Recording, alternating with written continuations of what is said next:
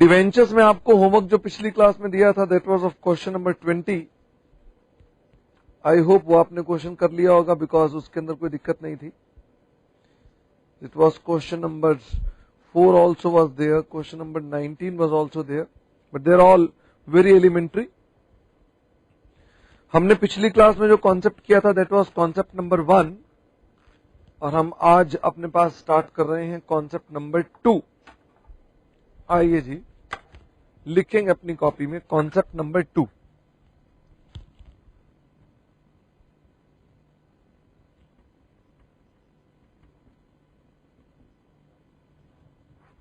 Concept number 2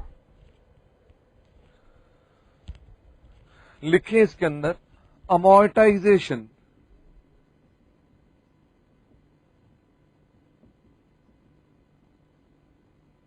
of discount oblique loss on issue. हम amortisation कर रहे हैं ऑफ डिस्काउंट या लॉस ऑन इशू। लिखें whenever debentures are issued at discount। बड़ा सिंपल सा कॉन्सेप्ट है साहब। whenever debentures are issued at discount or are to be redeemed at premium, are to be redeemed at premium, then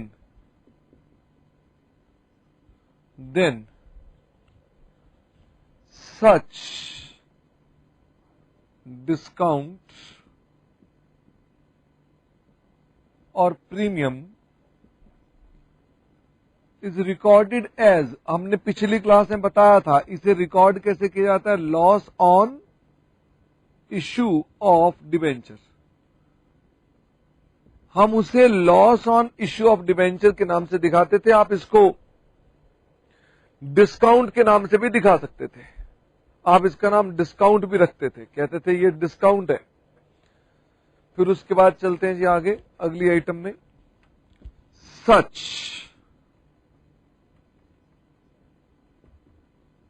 loss on issue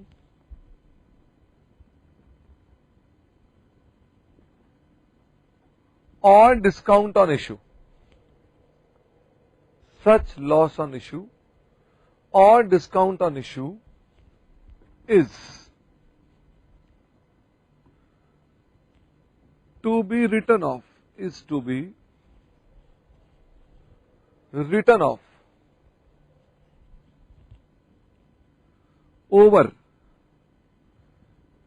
life oblique term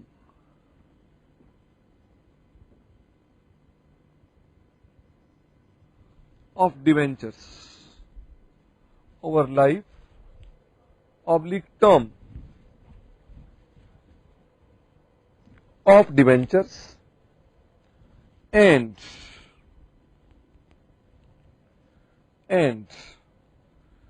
it should be written off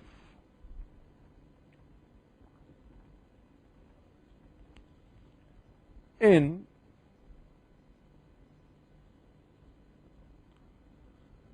ratio of face value outstanding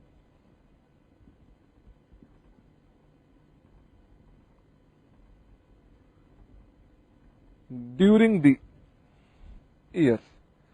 अब साहब concept तो सिर्फ ये है,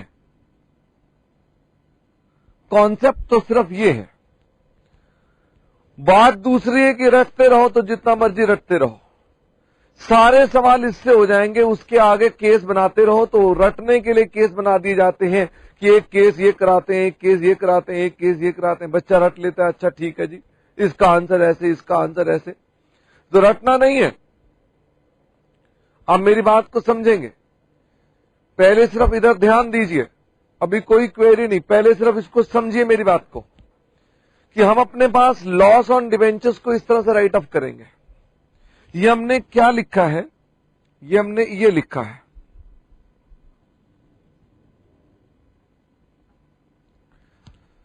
ये हमने लिखा है अपने पास कि अगर ये डिवेंचर्स की टर्म है, ये अगर डिवेंचर्स की टर्म है, मतलब 1 2 3 4 5 6 साल हैं डिवेंचर्स के, ये 6 साल हैं, तो हम डिवेंचर्स को राइट ऑफ कैसे करेंगे? अगर मान लीजिए हमने लॉस ऑन इश्यू यहां पर लिखा था, जो हमने पिछली क्लास में एंट्री डालते थे ना बेटे लॉस ऑन इश्यू की, मान लो 1 लाख रुपए, तो ये 1 लाख रुपए राइट ऑफ हो जाना चाहिए, राइट ऑफ हो जाना चाहिए इस प्रकार से इस 6 साल के पीरियड में। इसका मतलब ये है, इसे बोलते हैं अमोर्टाइजेशन। तो मैं ऐसा करता हूं, छोटे छोटे एग्जाम्पल्स लेकर के हम इसको समझाने का प्रयास करते हैं। वेरी वेरी सिंपल, कोई दिक्कत की बात इसमें है ही नहीं है। तो आइए साहब मेरे साथ साथ जरा फटाफट से लिखना स्टार्ट करेंगे इसके अंदर एग्जाम्पल्स।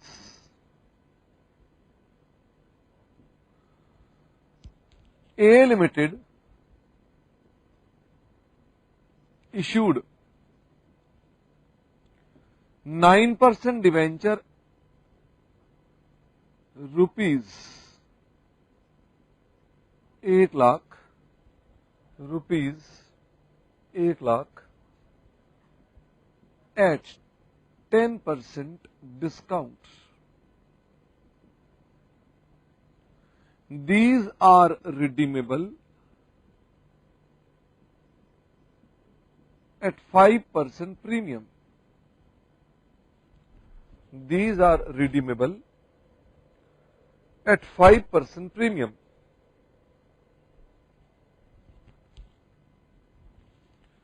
हम इन्हें 5% प्रीमियम पर रीपे करेंगे। इश्यू डेट, हमने कहा जी इश्यू डेट क्या है इसकी? इश्यू डेट है 1 अप्रैल 2007 और रिडम्पशन डेट क्या है इसकी? रिडम्पशन डेट है 31 मार्च 2010। ये उसकी रिडम्पशन डेट। तो क्या करेंगे उसके अंदर? लिखिए इसके अंदर, अगर ये इश्यू डेट और रिडम्पशन डेट है तो लिखिए इसके अंदर calculate amount of loss on issue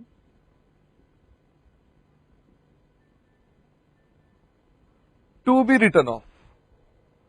Calculate amount of loss on issue to be written off, जो हमने राइट ऑफ करना है। तो भाई सबसे पहले इसके अंदर क्या करना चाहिए? सबसे पहले तो मैं लिखूंगा calculation of loss on issue. तो पहले तो मुझे बताइए साहब, हम जब ये इसकी इश्यू की एंट्री डालते हैं तो लॉस ऑन इश्यू की एंट्री बनती क्या है? हम जब लॉस ऑन इश्यू डालते हैं तो एंट्री बनती क्या है? बेटे वो सहस अभी बहुत धीमा है और रिफ्रेश कर रहे हैं, हो जाएगा ठीक, निश्चिंत रहे। Calculation of loss on issue, तो जरा फटाफट से देखते हैं लॉस ऑन इश्यू का हमारा अमाउंट क्या क्या होगा। तो हम जब एंट्री डालेंगे तो पहली एंट्री डालेंगे ना बैंक अकाउंट डेबिट, पहले भी करते थे हम लोग बैंक अकाउंट डेबिट। बैंक में कितने रुपए आ जाएंगे? 90,000। और लॉस ऑन इश्यू भी आ गया। लॉस ऑन इश्यू कितने का आ गया जी? लॉस ऑन इश्यू आ गया 10%, माने तो 10,000 टू 9% डिवेंचर्स, कितने रुपए हो गए? 1 लाख। तो इसका मतलब बेटे लॉस ऑन इश्यू एक तो ये बन गया जिसको राइट ऑफ करना पड़ेगा, बीइंग लॉस ऑन इश्यू या being debentures issued, being debentures issued. और फिर इसके बाद एक एंट्री और भी चाहिए, एक एंट्री और भी चाहिए। तो वो एंट्री क्या है? वो एंट्री होगी फिर से कि हमको अपने पास पहले ही उसके प्रीमियम को रिकॉर्ड करना है, loss on issue account debit to premium on redemption. कितना अमाउंट आ गया जी? ये 5,000 रुपए बीइंग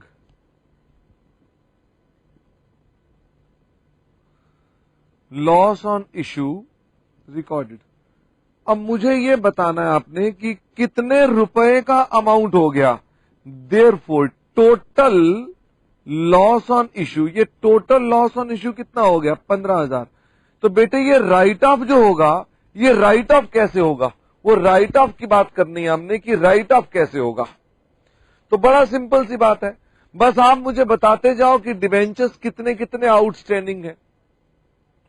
तो मैं यहां लिखूंगा जी ratio of outstanding debentures, ratio of outstanding debentures.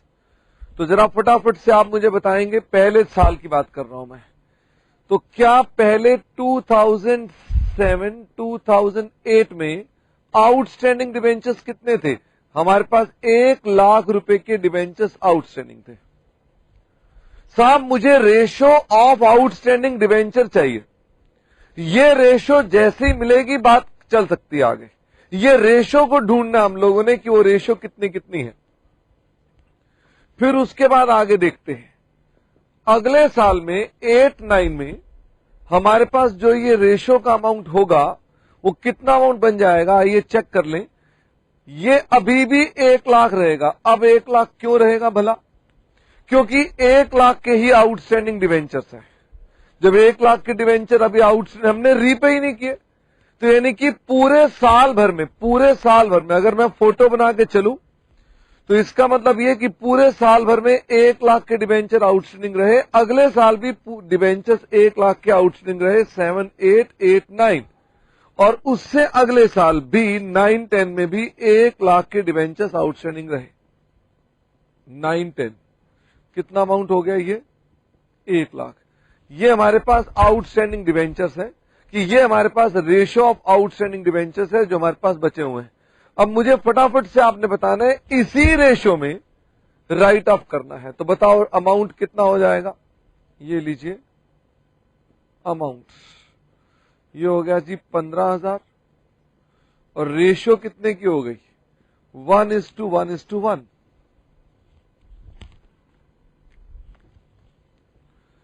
तो मुझे फटाफट से बताएं, अगर ये 1:1:1 है तो फिर इसका मतलब ये हो गया हमारा अमोर्टाइजेशन कितना कितना होगा?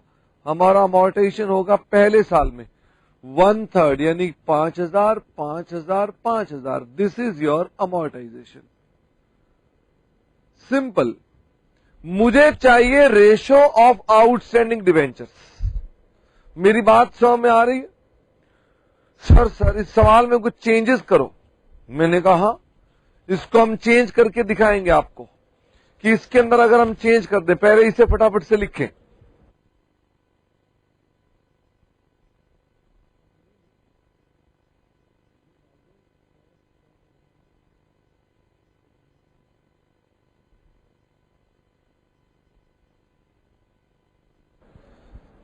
हाँ जी बेटे, तो मैं कह रहा था हम एक और एग्जाम्पल करते हैं इसके बाद। एग्जाम्पल,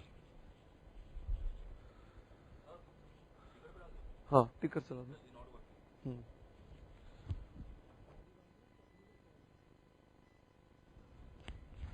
हाँ जी, एक और एग्जाम्पल लिखिए। सब कुछ वैसे ही है। A limited issued 9% debentures ₹1 lakh at 10% discount. बिल्कुल वैसे ही कर दिया हमने।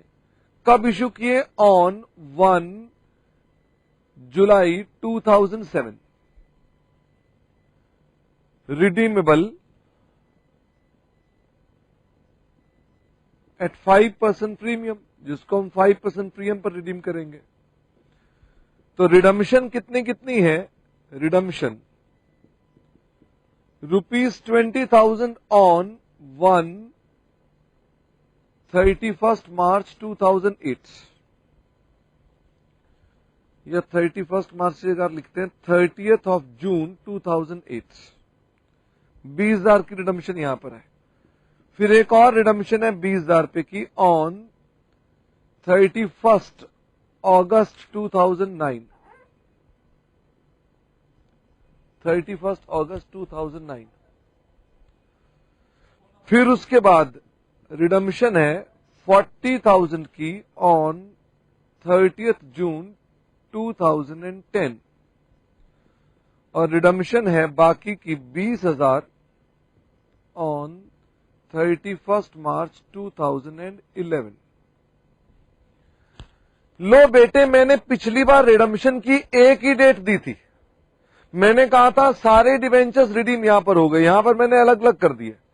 बस मेरी बात फिर सुन लेना, मुझे ये सारे एग्जाम्पल नहीं चाहिए, मुझे सीधी सीधी बात चाहिए। वो क्या है? रेशो ऑफ आउटस्टैंडिंग डिवेंचर, ये चाहिए। रेशो ऑफ आउटस्टैंडिंग डिवेंचर्स चाहिए।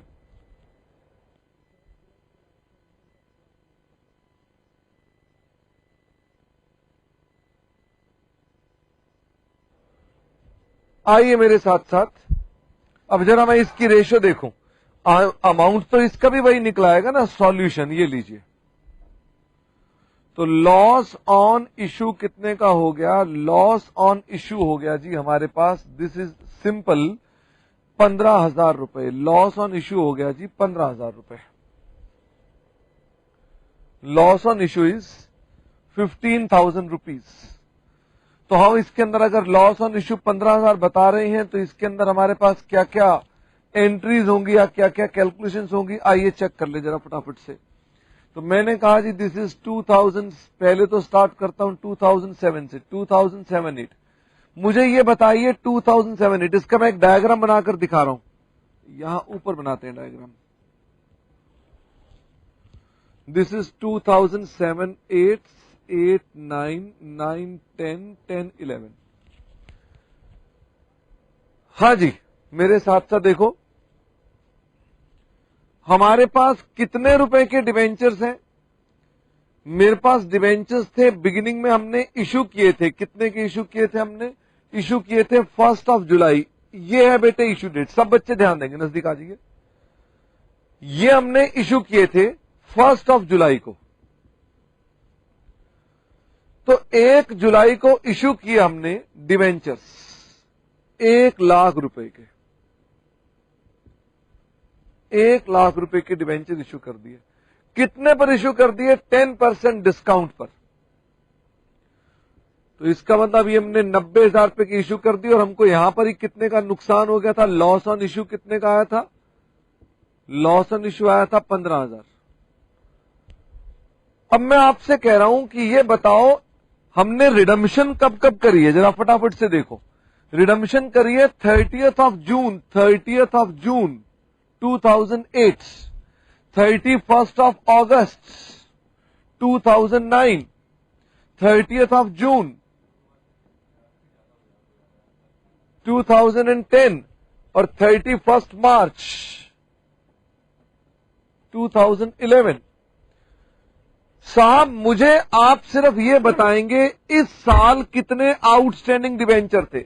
या तो रट लो या मेरी बात समझ लो, बात आपकी है।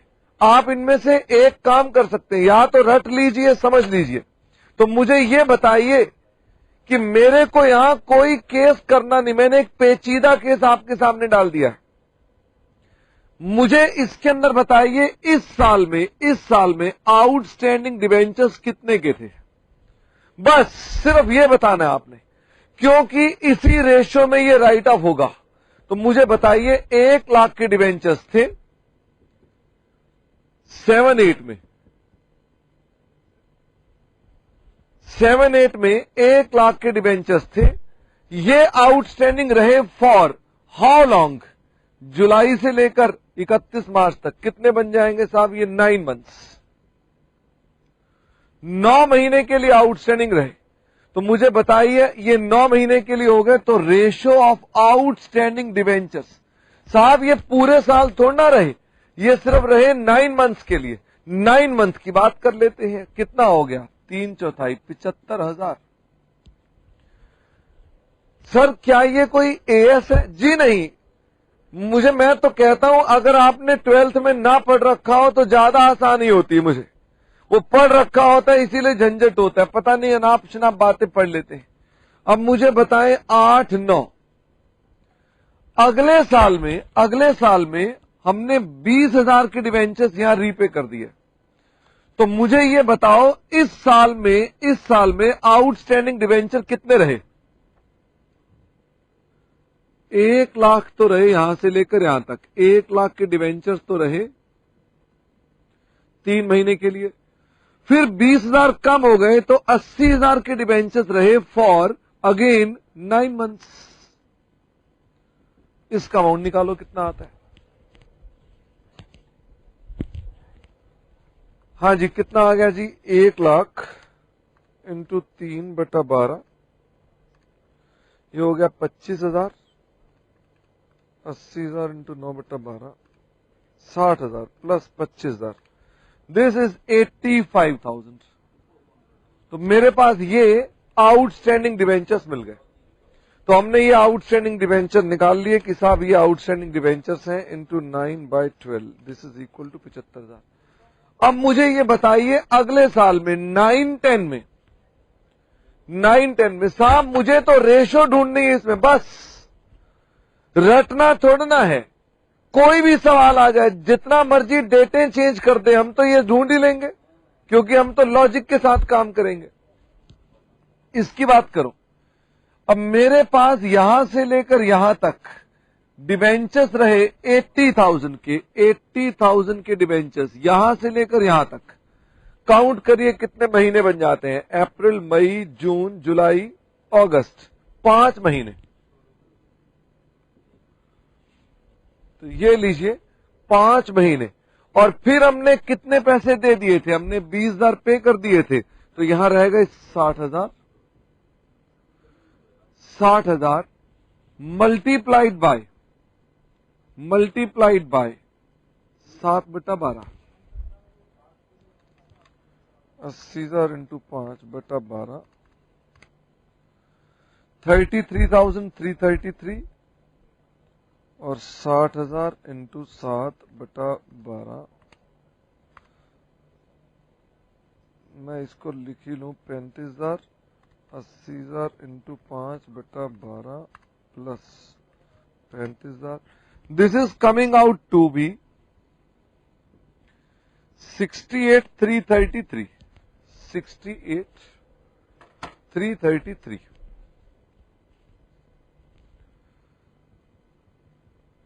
टेन इलेवन, हाँ जी 10-11 आ गया हमारा आखिरी साल। अब डिवेंचर्स कितने थे मेरे पास? 60,000 के थे। फटाफट से सोचिए और मुझे बताइए। 60,000 के डिवेंचर्स थे फॉर 3 मंथ्स। और फिर हमने 40,000 के डिवेंचर्स रीपे कर दिए तो कितने रह गए? 20,000। तो 20,000 के डिवेंचर्स रह गए फॉर रिमाइंडर्स 9 मंथ्स। रेशो निकल आएगी हमारे पास। अब रेशो आते ही सवाल खत्म। 60,000 डिवाइडेड बाय 4, ये हो गया 15,000। 20,000 into 9/12 is equal two plus 30,000। बस इस रेशो में 15,000 अमोर्टाइज कर दो। तो 15,000 को इसी रेशो में अमोर्टाइज कर देना। तो पहला हिस्सा कितना आ जाएगा? पहला हिस्सा आ जाएगा 75 डिवाइडेड बाय, इन सब का टोटल लगाना पड़ेगा मुझको, 75,000 डिवाइडेड बाय, इन सब का टोटल कितना आ जाएगा? 75,000 प्लस 85,000 प्लस 68,333 प्लस 30,000, टोटल आ गया 258,333 इंटू 15,000। तो ये आ गया हमारे पास। इसको मैं डाल देता हूं मेमोरी के अंदर। 15,000 डिवाइडेड बाय 258,333, ये मैंने डाल दिया मेमोरी के अंदर।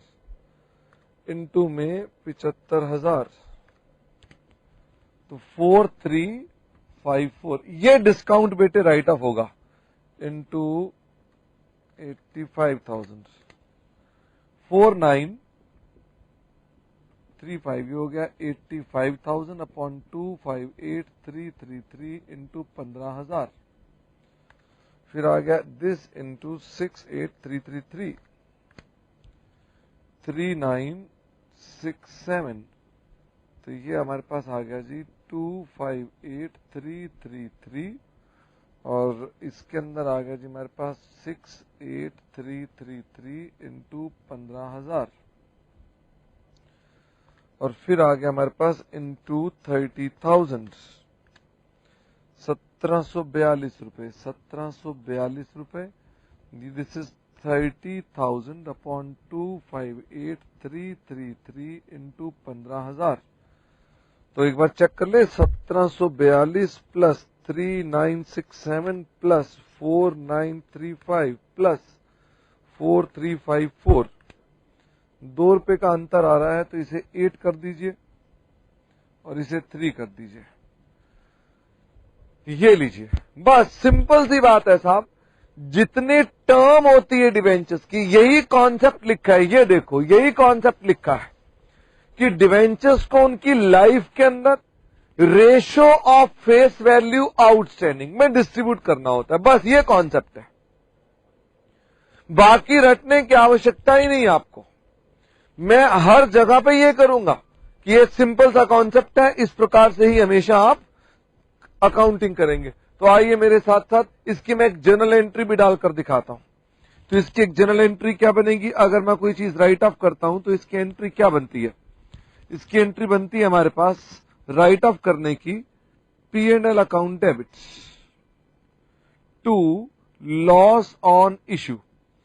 ये हम हर साल राइट ऑफ करेंगे, जैसे कि 4354 पहले साल में आ गई, अकॉर्डिंगली हम हर साल इसको राइट ऑफ करेंगे being loss on issue return of, being loss on issue return of. ऐसे ऐसे राइट ऑफ करते हैं हम। बोलो, क्या ऐसा एक सवाल दिया जाए तो आप घर से करेंगे? हां सर, ट्राई तो कर ही सकते हैं। पहले इसे लिख ले, फिर उसके बाद मैं आगे चलता हूं। बातचीत बंद कर देंगे बेटे। Alwar, white shirt, Alwar.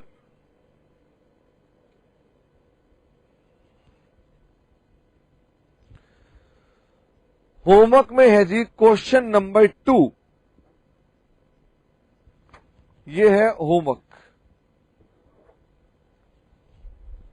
बस हमने एक कॉम्प्लिकेटेड एग्जाम्पल कर लिया, वो तो ज्यादा आसान है, तो आप अपने पास इसको घर पर करने वाले हैं।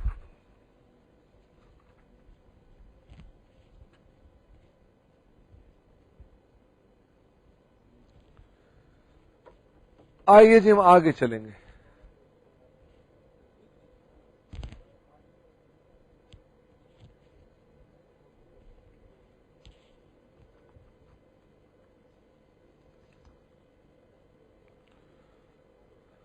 अगला अमाउंट आ रहा है हमारे पास।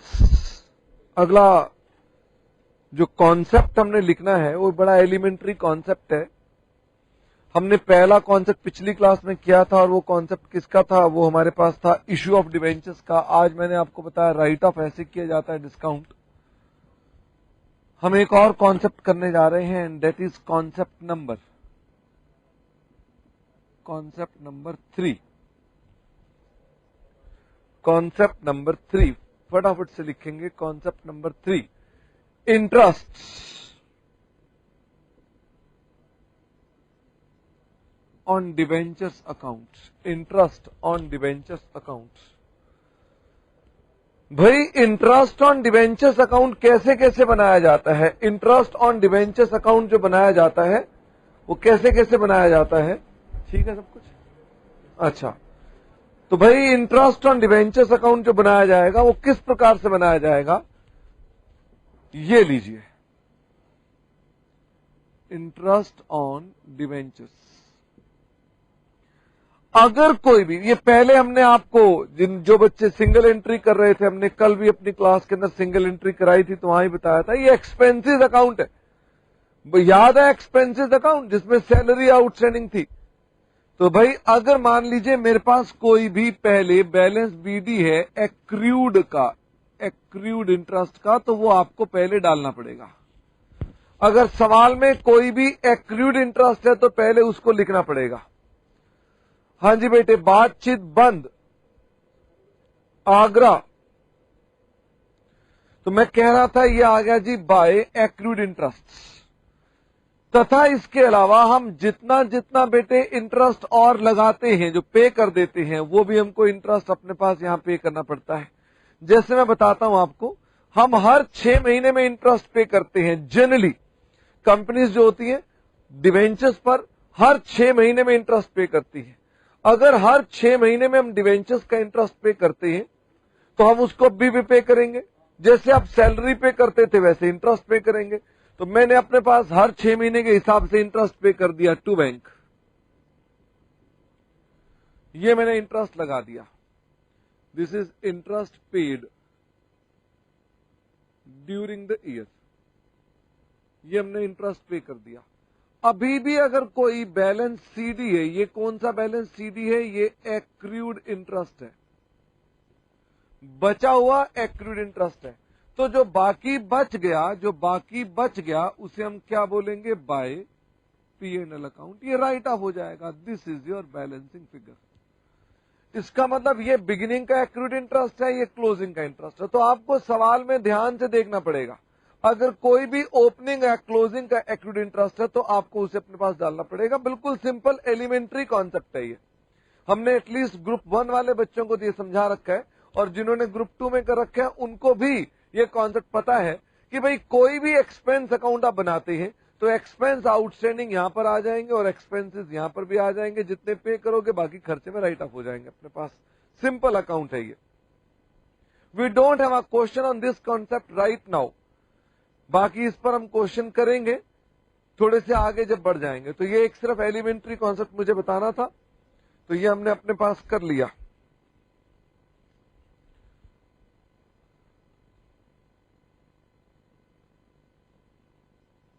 Concept number 4। Concept number 4। Rather मेरा चैप्टर बेटे शुरू यहां से होता है, यहां तक तो मेरा चैप्टर कुछ था ही नहीं, क्योंकि इसमें है ही करा ही क्या आपने। इशू की एंट्रियां वो 12th लेवल की थी। फिर उसके बाद हमने आपको बताया कि किस तरह से हमारी एंट्रियां बनती हैं इन रिगार्ड टू जो ये डिस्काउंट राइट ऑफ कैसे किया जाता है। और फिर मैंने आपको बताया कि ये हमारे पास इंटरेस्ट ऑन डिवेंचर्स कैसे कैसे राइट ऑफ होता है। तो हम अब इसके अंदर आगे चल रहे हैं। यहां से हमारा चैप्टर शुरू होता है। बल्कि मैं तो कह रहा था कि हमारे कोर्स में जो है अभी तक जो हम पढ़ रहे थे वो हमारे सिलेबस के अंदर भी नहीं है। जो हमारे सिलेबस में है प्रैक्टिकली वो क्या है? हमारे सिलेबस में तो है रिडम्पशन ऑफ डिवेंचर्स। मैं दिखाऊं आपको।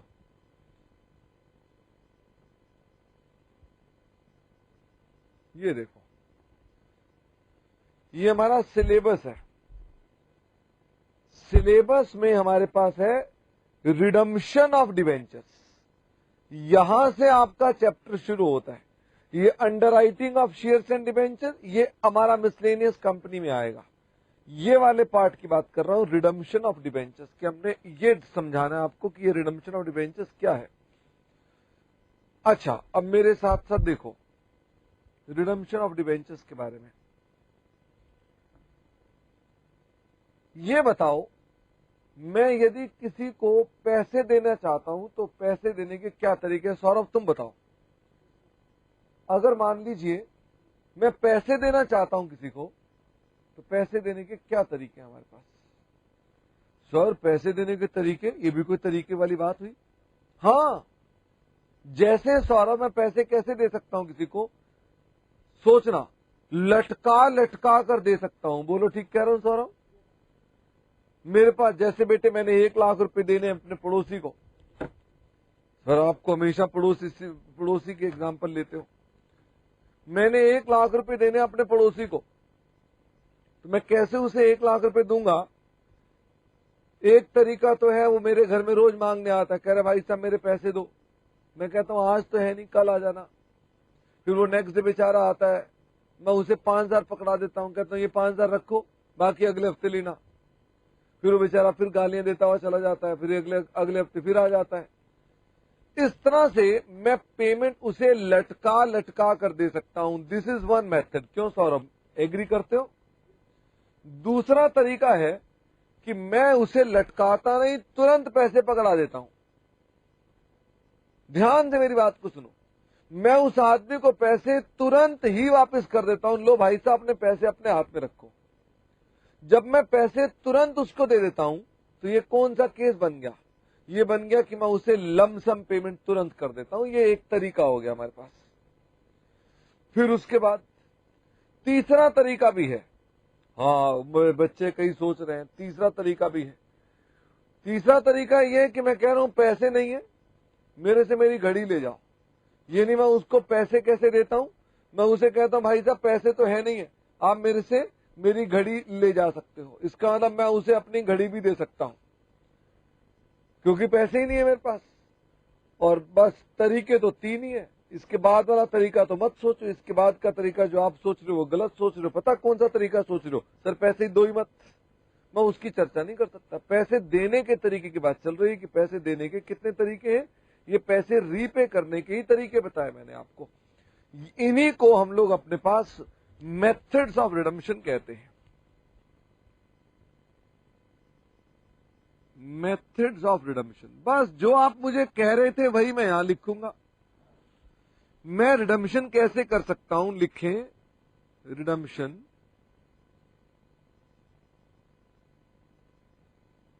Is possible with following methods. In methods के साथ रिडम्पशन पॉसिबल है। पहला, लमसम पेमेंट, यानी कि इकट्ठी पेमेंट्स, एक साथ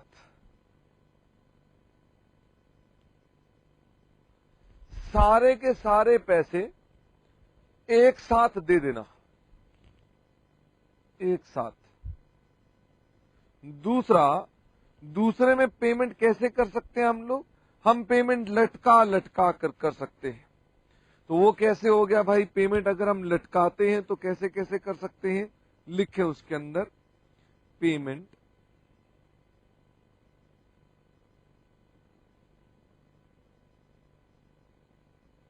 इन इंस्टॉलमेंट्स। हम पेमेंट कर सकते हैं इन इंस्टॉलमेंट्स। इंस्टॉलमेंट्स का मतलब होता है टुकड़ों में।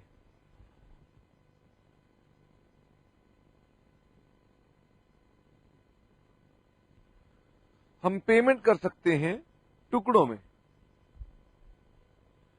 तीसरा, हम और कैसे पैसे दे सकते हैं जी?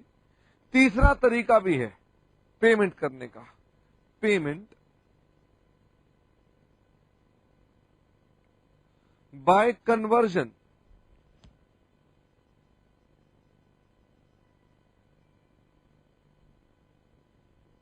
बदलने से।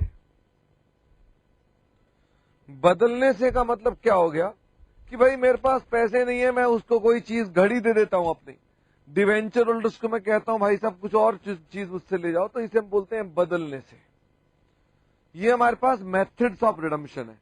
ध्यान रखना, जोन सा भी मेथड लगाएंगे अकॉर्डिंगली आपकी जनरल एंट्रीज होंगी इसके अंदर। तो इसका मतलब मेथड्स में कोई सा भी रखो, हमारी एंट्रीज अकॉर्डिंगली होती है। हम बाद में इसके अंदर सोर्सेज ऑफ रिडम्पशन भी करेंगे, उसका कॉन्सेप्ट हम अलग लिखकर दिखाएंगे। That is sources of redemption, वो हम बाद में डिस्कस करेंगे। पहले तो हम इन्हीं की बात कर रहे हैं। लिखें इसके अंदर, यहां लिखता हूं मैं method number 1, lump sum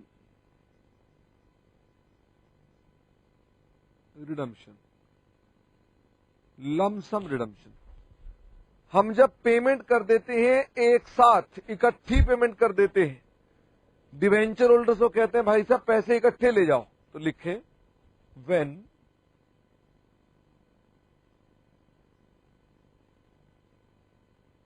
redemption of debentures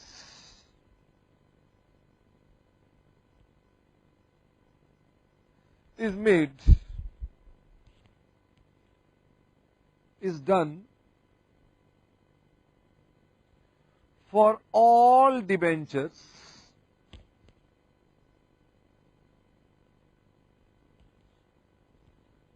instantly, instantly, instantly का मतलब क्या होता है? एक साथ, तुरंत। देन सच रिडम्पशन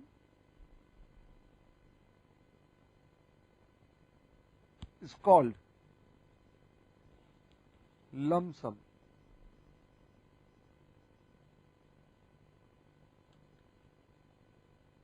रिडम्पशन, हम एक साथ पैसे दे रहे हैं, उसे हम बोलते हैं लमसम रिडम्पशन।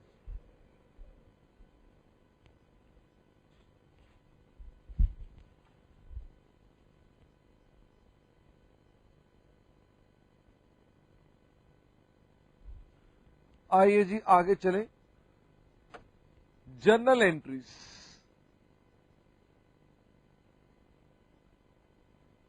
कि इसकी एंट्रीज क्या बनेंगी? साहब हम जब रिडम्पशन की बात करेंगे तो इसकी एंट्री क्या बनेगी? बड़ी सिंपल सी एंट्री बनेगी। लिखें, पहले भी एंट्री करा रखी है इसलिए कोई दिक्कत की बात ही नहीं है। Debentures account debits, premium on redemption account debits. ये किसी बच्चे ने मुझसे पूछा भी था परसों कि सर डिवेंचर होल्डर नहीं आएंगे, तो हमने कहा था बाद में आएंगे। To debenture holder, debenture holder का एक और भी नाम है डिवेंचर रिडम्पशन। थोड़ा चलो भी रुक जाओ। Being debentures due for redemption. आप यहां पर डिवेंचर रिडम्पशन भी लिख सकते हैं। लिखें, instead of debenture holders we can write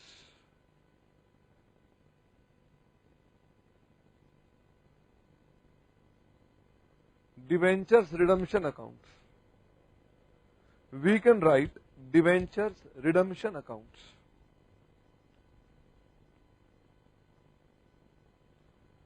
note एक और लगाएंगे, interest on debentures, interest on debentures will be paid, ये पे किया जाएगा टिल डेट ऑफ रिडम्पशन। बेटे ध्यान रखें, टिल डेट ऑफ रिडम्पशन हम उसको क्या करेंगे? पे करेंगे। साथ में पेमेंट करनी जरूरी है उस इंटरेस्ट की। लिखेंगे नोट्स, एक और नोट्स लिखें।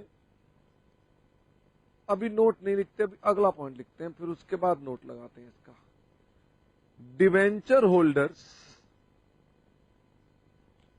Account debit, debenture holders account debit to bank, to bank. हम उसको डिवेंचर होल्डर्स को बैंक से पे कर देंगे। Being amount paid, being amount paid. खत्म, बस बेटे खत्म हो गया, इसमें कोई दिक्कत की बात ही नहीं है। फटाफट से लिखेंगे, देखना ये है पहले कौन सा बच्चा लिखता है। मुझे मालूम है कोहाट इनक्लेव ने लिख लिया होगा, मुझे मालूम है रांची ने, रतलाम ने, अलवर ने, आगरा ने, बठिंडा ने, जयपुर लाल कोठी ने, आईएमए ने, लक्ष्मीनगर ने, सब ने लिख लिया। Very very good. अभी इस पर सवाल करेंगे। अभी पॉइंट क्या है ना, पहले लिख लें जरा इन बातों को। मैं चाहता हूं कि तब तक सेस शायद चालू हो जाए तो मैं उसके बाद ही समझाना शुरू करूं। लिख लेते हैं, आओ मेरे साथ साथ। मैं और बताना चाहता हूं कि भाई अगर मान लीजिए अभी तो मैंने मेथड 1 लिखा था, अगर मेथड 2 लगाया जाए, मेथड 2 मतलब मैंने पहले बताया था, मैं अपने जिनको मैंने पैसे देने हैं या तो एक साथ दे सकता हूं, मैं बड़ा शरीफ आदमी हूं तो एक साथ पैसे दे सकता हूं, नहीं तो लटका लटका कर दूंगा। अब मैं बता रहा हूं कि अगर मैंने पैसे लटका लटका कर दिए तो क्या होगा? क्या होगा सब? गालियां पड़ेंगी आपको। गालियों की कौन परवाह करता है? मुद्दे पर आओ, मुनीमगिरी कैसे होगी? जो पहला मेथड था वो था हमने पैसे दे रखे हैं एक साथ, देखिए बेटे बगल में लिखा हुआ है आपने पैसे देंगे एक साथ। लेकिन अगर आपने पैसे दिए टुकड़ों में, इंस्टॉलमेंट्स में, तो हम कैसे कैसे काम करते हैं, आइए लिखना स्टार्ट करते हैं। लिखें पेमेंट इन इंस्टॉलमेंट्स। अब बेटे मैं आपसे एक बात कह रहा हूं, इंस्टॉलमेंट्स का मतलब यह है कि मान लो मेरे पास 1,00,000 डिवेंचर होल्डर्स हैं और मैं कह रहा हूं कि मैं 25,000 डिवेंचर होल्डर्स को रीपे करना चाहता हूं, तो साहब झगड़ा स्वाभाविक है।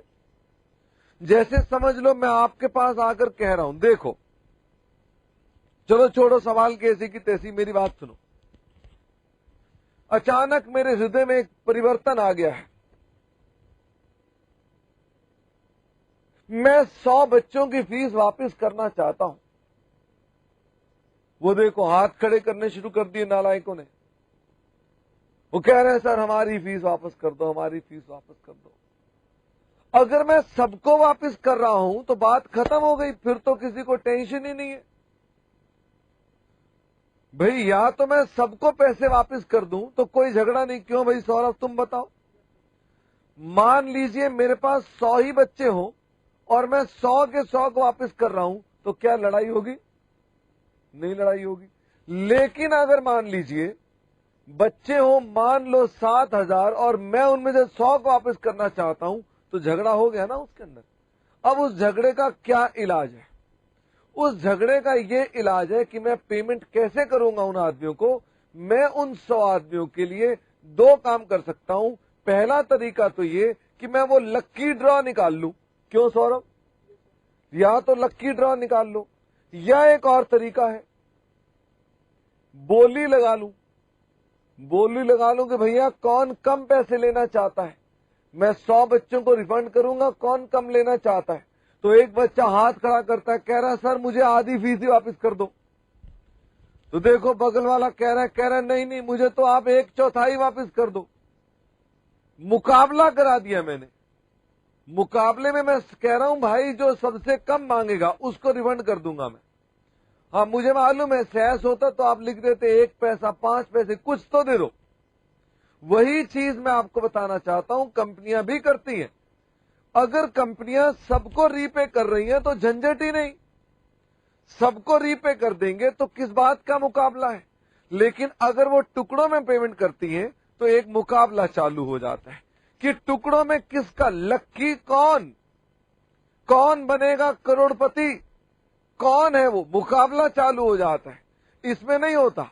अगर मान लीजिए स्टार न्यूज वाले सबको ही 1-1 करोड़ देना शुरू कर दें तो मुकाबला खत्म है।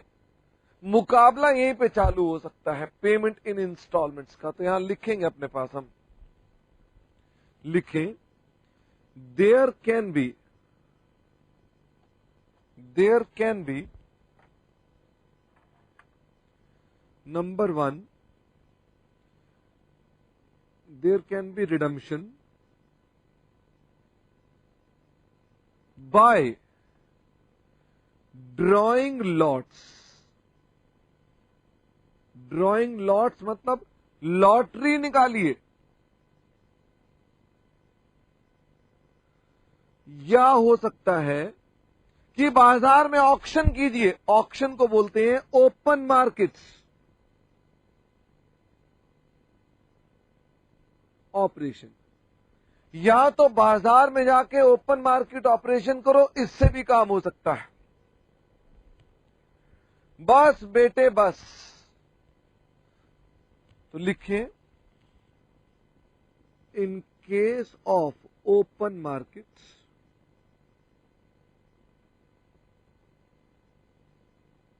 Operations, in case of open market operations entries are same as in method number 1 but only for redeemed debentures।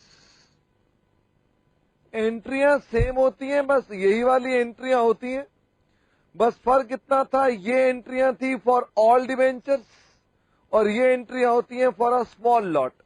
ये 1,00,000 डिवेंचर्स के लिए होंगी तो ये 25,000 के लिए होंगी। एंट्री वही होती है। हम भी इसके ऊपर सवाल करेंगे, निश्चिंत रहो।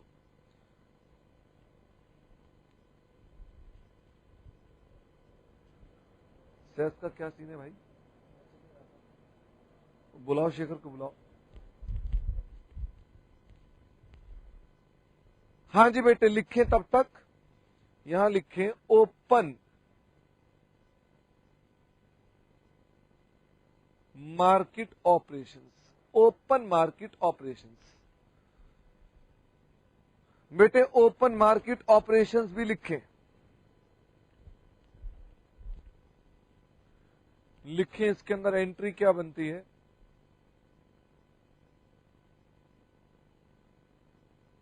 Debentures account debits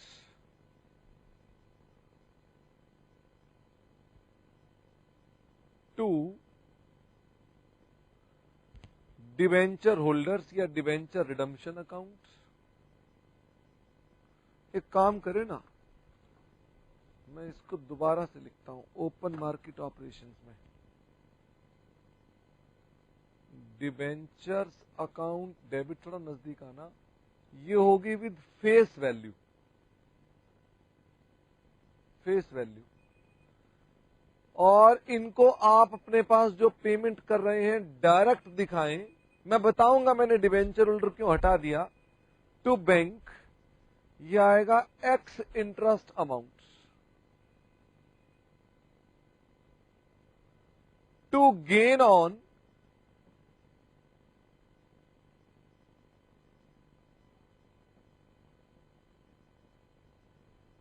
cancellation. बेटे शायद कहीं से फोन आया, कोई प्रॉब्लम आ रही है, 1 मिनट होल्ड करो।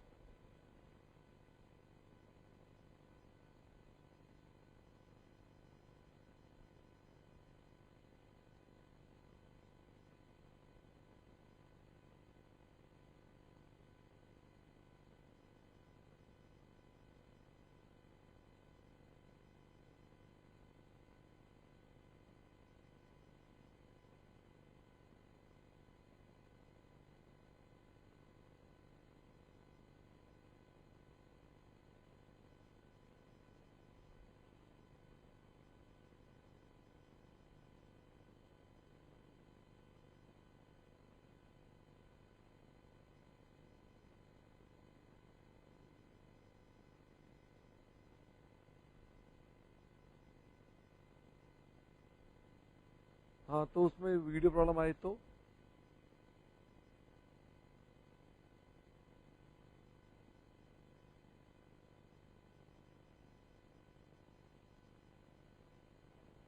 अच्छा, ठीक है जी। To gain on cancellation being debentures redeemed.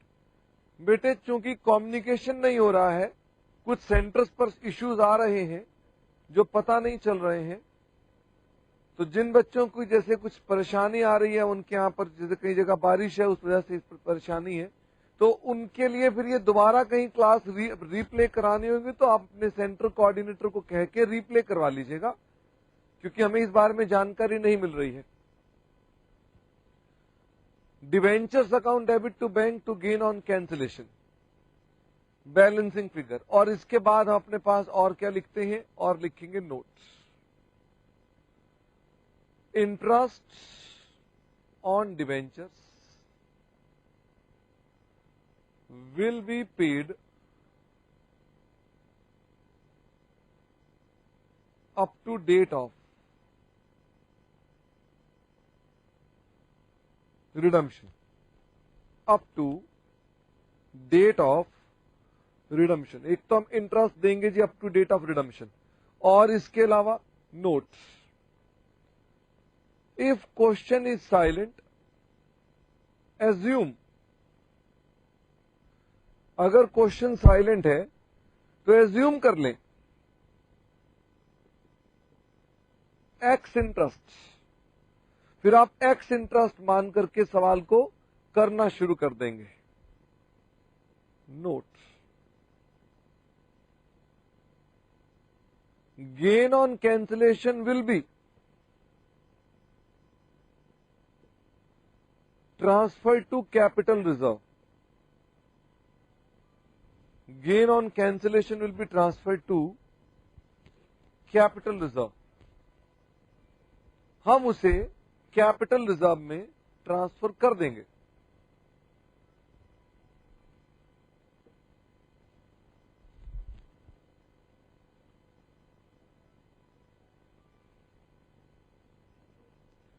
अब मेरे पास इसके बाद तो आगे बेटे मेथड्स बचते हैं।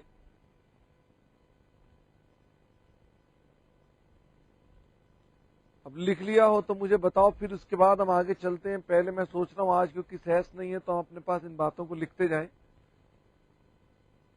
इसके बाद हम और भी आगे चलेंगे, लेकिन मेथड नंबर 3 लिखें। मेथड नंबर 3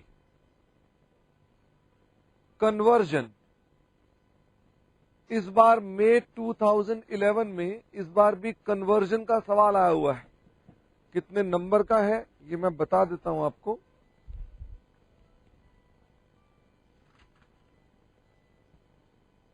तो हमारे पास क्वेश्चन आया हुआ है मई 2011 में कन्वर्जन का 4 नंबर का क्वेश्चन है। क्या सर बताओ, 4 नंबर का सवाल आया हुआ है बस खाली। इसमें से इस बार डिवेंचर्स में से तो सिर्फ 4 ही नंबर का सवाल है, बस इसमें और सवाल नहीं है।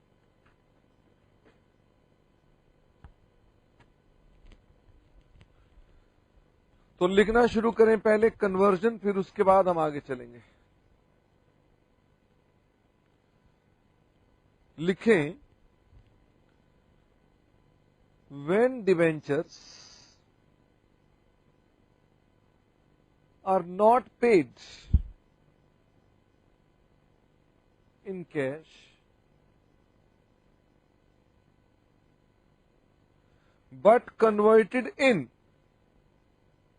but converted in shares, then such conversion, then such redemption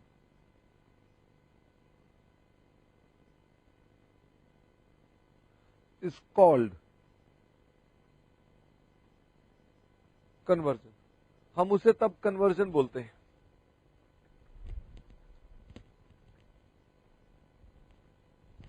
उन्हें बोलना वो कर लेंगे जरा शॉर्ट।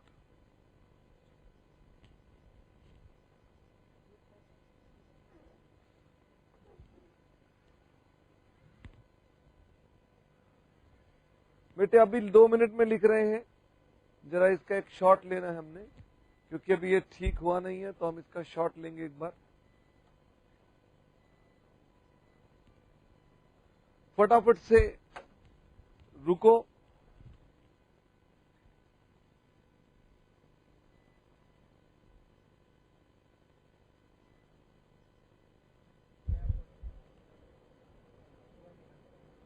एक शॉट ले लो इसका।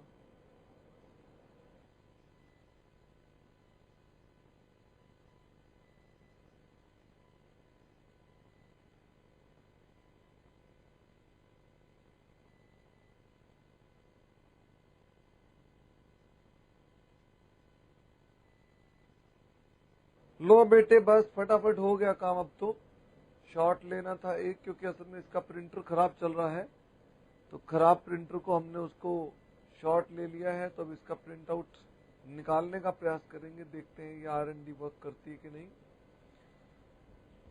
तो डिवेंचर्स में हम पहुंच गए हैं यहां तक। इसके बाद हमारे को अभी डिस्कस करना है कन्वर्जन की, कन्वर्जन क्या होती है।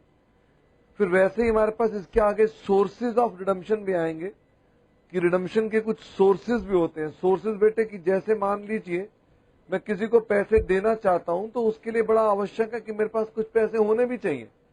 अगर मेरे पास पैसे है ही नहीं तो मैं कहां से दे दूंगा। जैसे ये बताइए कि आपने एक लोन ले रखा है, तो आपके माता पिता क्या कहते हैं कि बेटे लोन को कमाई से पे करो। अगर लोन को एक और लोन लेकर पे करेंगे तो उससे लोन प्रैक्टिकली उतरेगा थोड़ा ना। यही बात यहां कंपनी लॉ भी कहता है, जो कहता है कि हमारे पास हम लोन को कैसे रीपे करेंगे, हम लोन को practically out of certain sources पे करेंगे।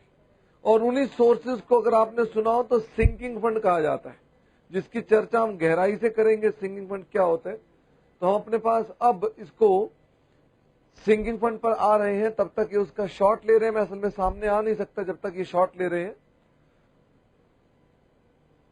नहीं हो रहा तो कोई बात नहीं फिर।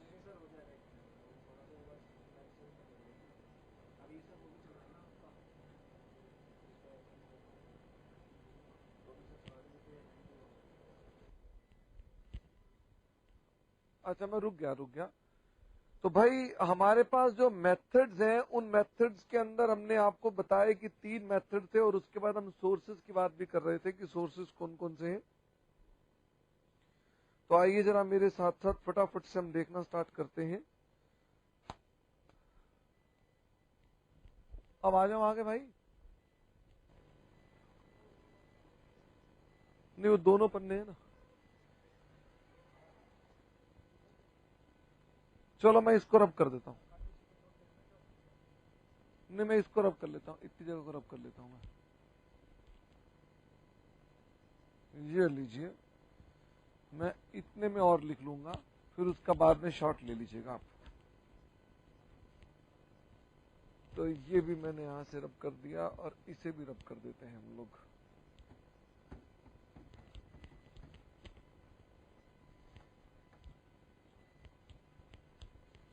तो कन्वर्जन को हम यहां तक लिख चुके थे, तो हम कन्वर्जन को यहां से लिखना स्टार्ट कर रहे हैं, कन्वर्जन की एंट्रीज को।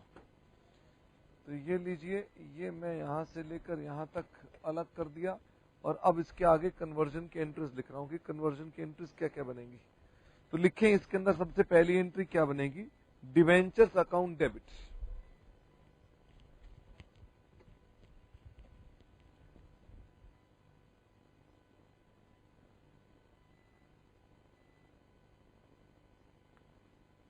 Face value,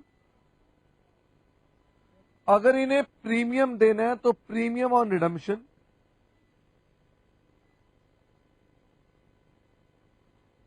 premium on redemption account debit to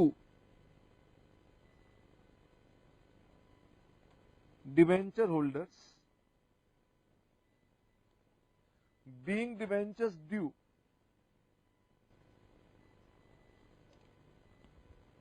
for redemption, being debentures due for redemption. Number 2 second entry, debenture holders account debits,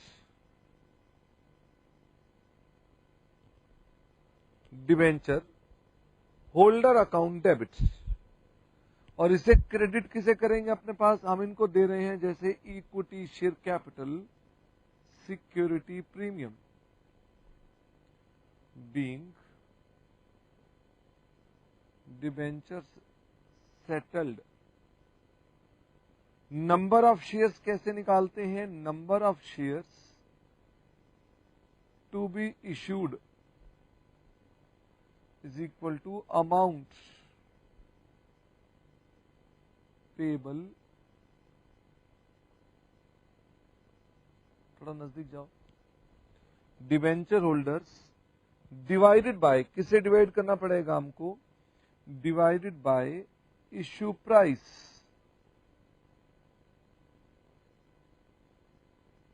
of shares, issue price of shares.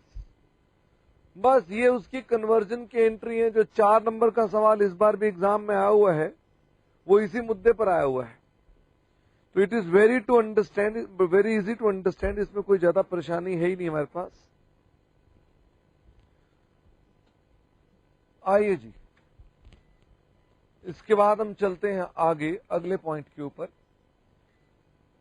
एक और concept लिख देते हैं, और concept और लिखकर फिर उसके बाद हम आपको टेस्ट भी देंगे आज। मैं जानता हूं आपकी हृदय की भावना यही कह रही है, सर टेस्ट मत दो। Concept number 5, sources of redemption.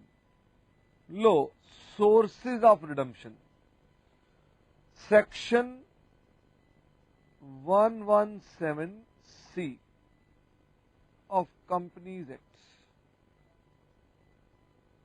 Section 117C of companies act लिखना, whenever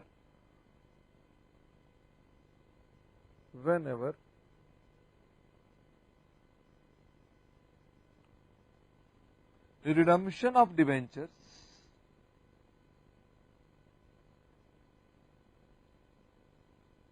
is to be done,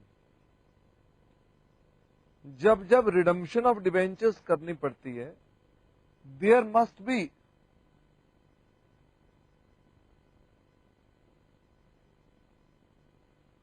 source of profits. बेटे डिबेंचर्स की रिडम्पशन प्रॉफिट से ही हो सकती है। There must be source of profits for such redemption.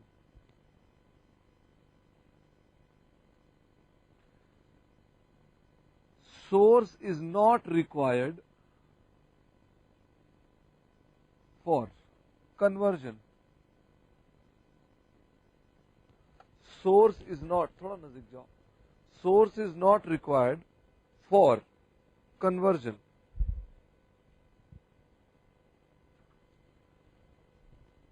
बस बेटे खत्म ही हो गया, अब तो झंझट ही नहीं, कोई परेशानी नहीं।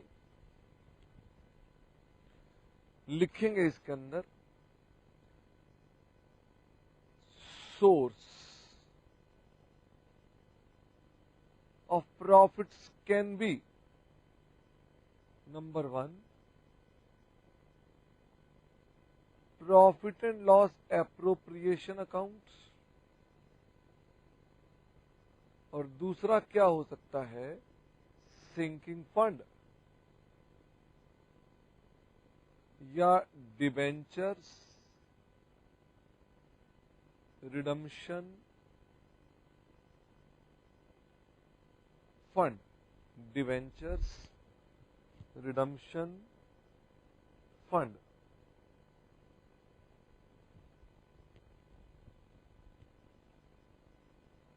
लिखिए इसके अंदर आगे, whenever source is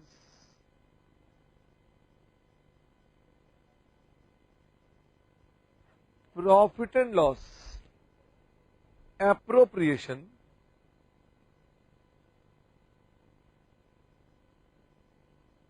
then तब जनरल एंट्री क्या बनेगी, तब एंट्री बनेगी इसके लिए P&L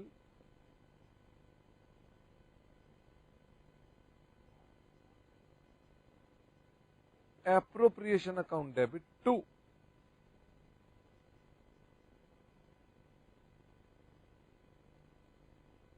डिबेंचर रिडम्पशन रिजर्व। ध्यान दें, मैंने लिखा है रिजर्व।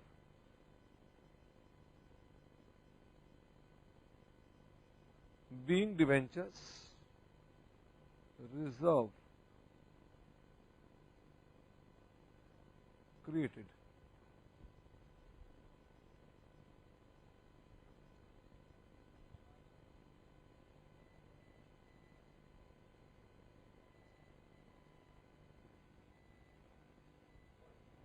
दूसरा है सिंकिंग फंड।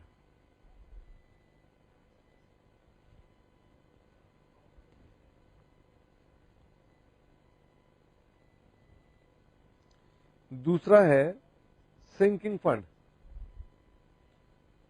तो लिखें इसके अंदर, sinking fund can B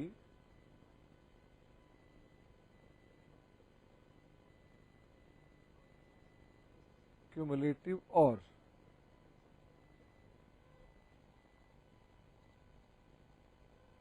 non cumulative. Sinking fund क्या हो सकता है, क्यूमुलेटिव और नॉन क्यूमुलेटिव।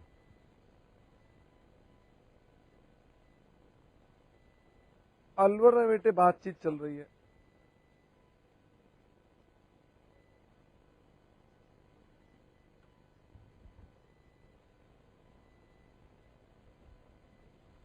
क्यूमुलेटिव और नॉन क्यूमुलेटिव लिखें।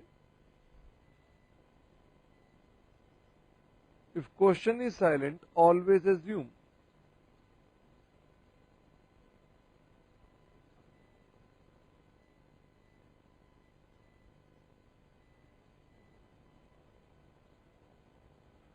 Cumulative sinking fund, always assume cumulative sinking fund। उसके बाद आगे लिखते हैं अपने पास हम नेक्स्ट पॉइंट में cumulative means where interest on investments is treated as part of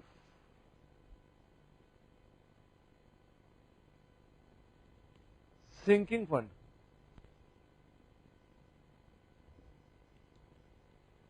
In case of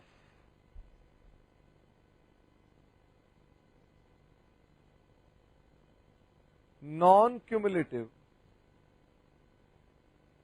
sinking fund, interest is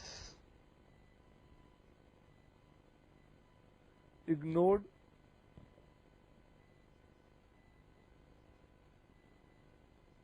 since it is collected by company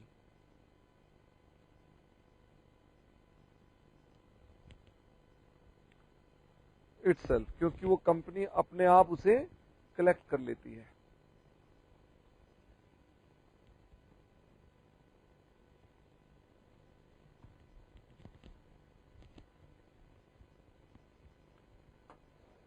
इसके बाद एक फोटो बनाएंगे जिसको हम समझाएंगे बाद में।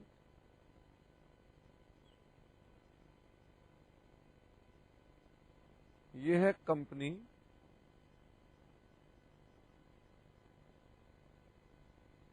ये हैं डिवेंचर होल्डर्स,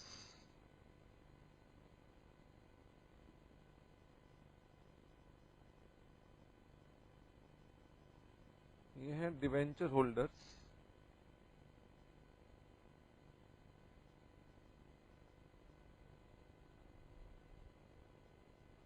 और ये बना दिया जाता है एक ट्रस्ट जिसमें कुछ डिवेंचर होल्डर्स होते हैं और कुछ कंपनी के अधिकारी होते हैं। ये कंपनी के एम्प्लॉइज हैं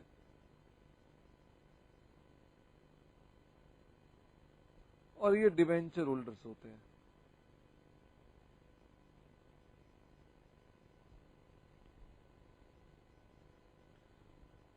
अब ये क्या करते हैं, जो कंपनी होती है और उसके जो ट्रस्ट होता है, ये क्या करते हैं, ये अपने पास एक सिस्टम के साथ चलते हैं। क्या सिस्टम है उनका? कंपनी फंड्स ट्रांसफर करती है ट्रस्ट को, और ट्रस्टीज क्या करते हैं, उस फंड से इन्वेस्टमेंट्स परचेज करते हैं, फिर इन्वेस्टमेंट्स को सेल भी करते हैं, फिर परचेज करते हैं। थोड़ा नजदीक आ जाओ। फिर वो परचेज भी करते हैं,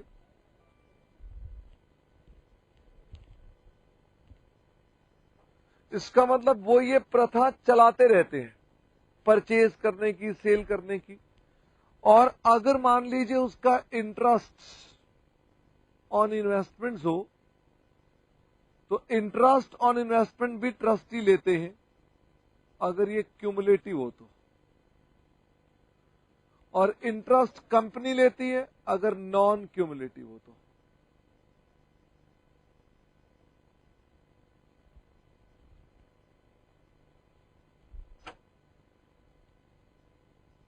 फिर रिडम्पशन के लिए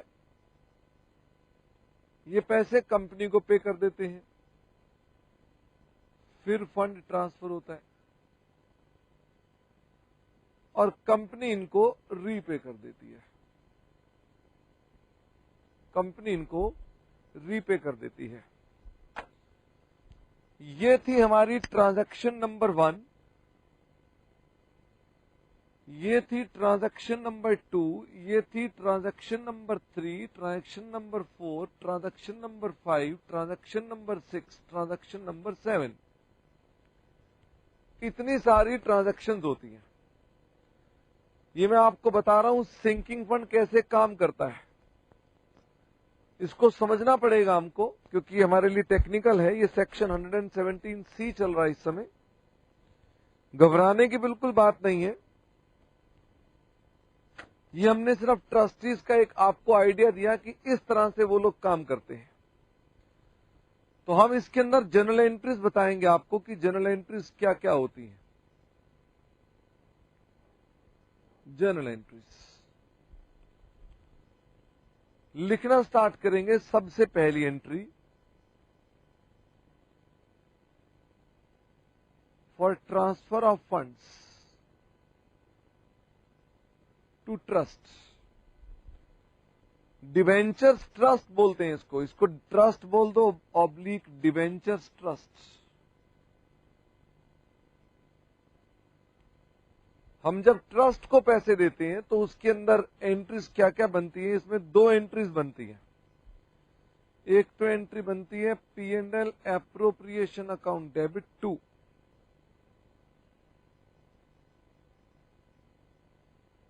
सिंकिंग फंड, और मैंने पहले ही बताया था सिंकिंग फंड का एक और नाम debenture redemption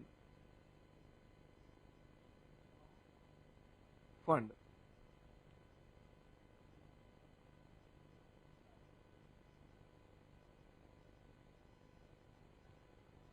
being amount transferred,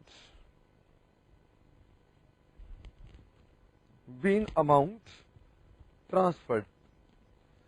फिर उसके बाद हम आ गए जी अगले मुद्दे पर। एक फंड ट्रांसफर करने के लिए क्या एंट्री बनेगी, बैंक अकाउंट ट्रांसफर हो जाएगा ट्रस्टीज को, बैंक ब्रैकेट में debenture fund trust to bank. Being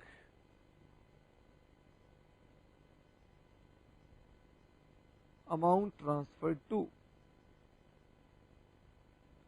trustees. ये सिंकिंग फंड बैंक अकाउंट भी लिख सकते हैं, ऑब्लिक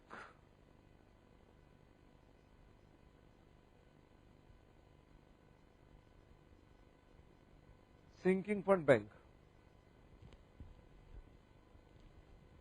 ये हमने लिख दिए जी अपने पास for transfer of funds to the trust, की ट्रस्ट को ट्रांसफर करने की ये एंट्रीज बनती है।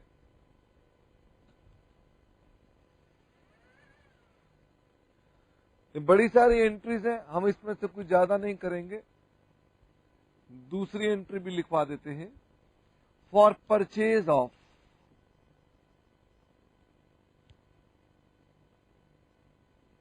Investments by sinking fund trust. Trust अगर मान लीजिए इसकी एंट्री डालता है तो एंट्री क्या बनेगी, उसके लिए लिखें sinking fund investments account debits, sinking fund investments account debit to bank, being investments purchased, being investments purchased। बेटे 1 मिनट होल्ड करना।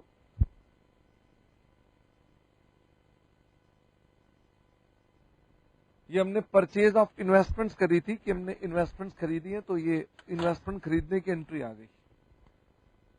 थर्ड एंट्री पर आइए अपने पास, इन्वेस्टमेंट लेने के बाद हम लोग उसकी सेल भी कर सकते हैं, फॉर सेल ऑफ इन्वेस्टमेंट्स। तो सेल करने की एंट्री क्या बनेगी? ये बैंक बेटे जो था ये सिंकिंग फंड बैंक था, सिंकिंग फंड बैंक। तो सेल करते हैं तो sinking fund bank account debit. 2,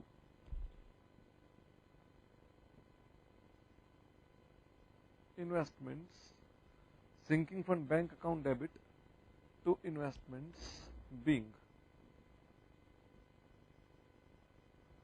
investment sold. ये कौन सी इन्वेस्टमेंट है? सिंकिंग फंड इन्वेस्टमेंट्स हैं, बीइंग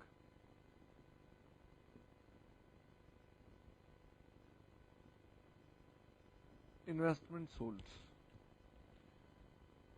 नोट्स, अब जरा नोट लिखेंगे इसके लिए। Interest on investments, interest on investments is paid till purchase date. जब हम परचेज करते हैं, परचेज डेट तक का हम इन्वेस्टमेंट का इंटरेस्ट पे करते हैं। दूसरा, interest on investments is received till sale date. हम जब सेल करते हैं तो सेल डेट तक का इंटरेस्ट रिसीव करते हैं। मतलब ये हमारी ट्रांजैक्शंस हैं इंटरेस्ट की रिसीव करने की या सेल करने की। फिर उसके अलावा ऑलवेज एज्यूम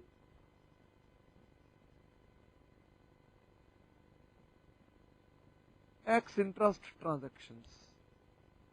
हमेशा क्या माने? X interest transactions. इसके अलावा हमारे पास इन्वेस्टमेंट से कनेक्टेड पॉइंट क्या आएगा? Profit on sale of investments. ये प्रॉफिट भी हो सकता है, लॉस भी हो सकता है। प्रॉफिट और loss on sale of investment will be transferred to, उसे कहां ट्रांसफर कर दिया जाएगा? Sinking fund will be transferred to sinking fund. वो हम सिंकिंग फंड में ट्रांसफर कर देंगे।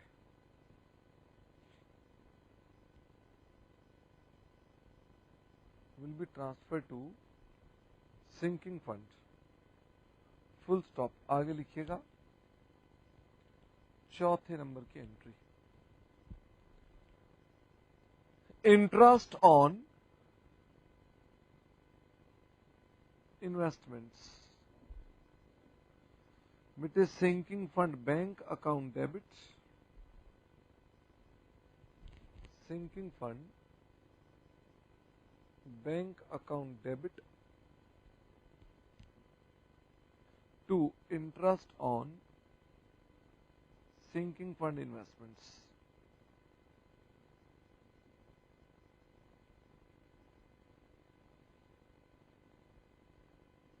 Being interest received on investments.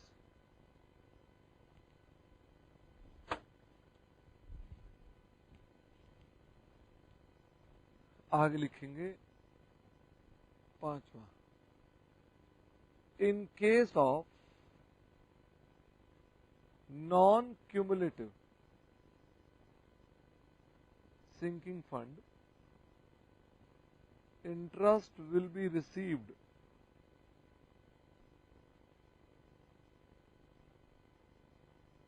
by company जिसकी एंट्री होगी bank account debit to interest on investments, being interest received, being interest received on redemption। हम जब redemption करते हैं तो रिडम्पशन के समय क्या होता है? रिडम्पशन के समय पहले तो फंड्स वापस ट्रांसफर कर दिए जाते हैं, तो लिखें bank account debit to sinking fund bank.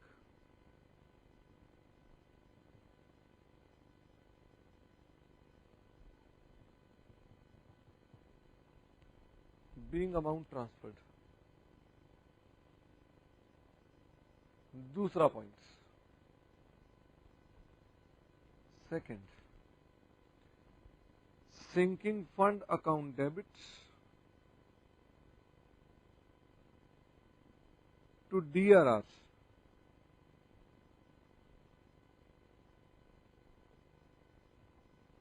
being amount transferred।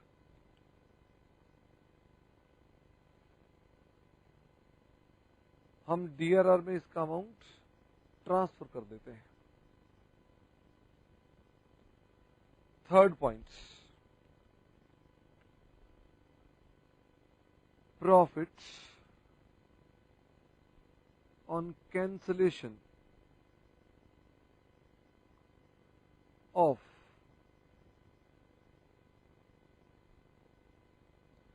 debentures is also transferred to capital reserve। हम उसे कैपिटल रिजर्व में ट्रांसफर करते हैं। अगर कोई प्रॉफिट ऑन कैंसिलेशन होता है तो हम उसे कैपिटल रिजर्व में ट्रांसफर कर देते हैं। Interest on sinking fund investments bracket में cumulative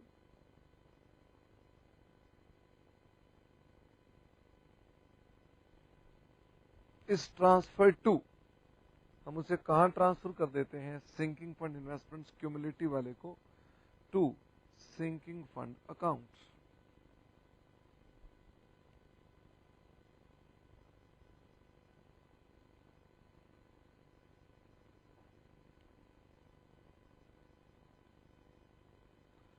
When all debentures are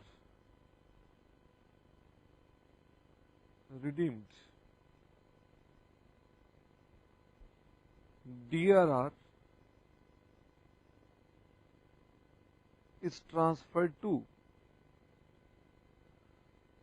general reserve. हम उसको उस वक्त कहां ट्रांसफर कर देते हैं, जनरल रिजर्व में ट्रांसफर कर देते हैं। जो DRR होगा वो जनरल रिजर्व में ट्रांसफर हो जाएगा।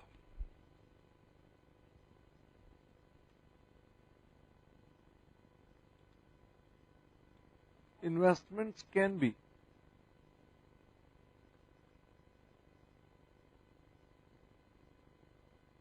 in nature of own debentures, can be in the nature of own debentures। ये own debenture भी हो सकते हैं।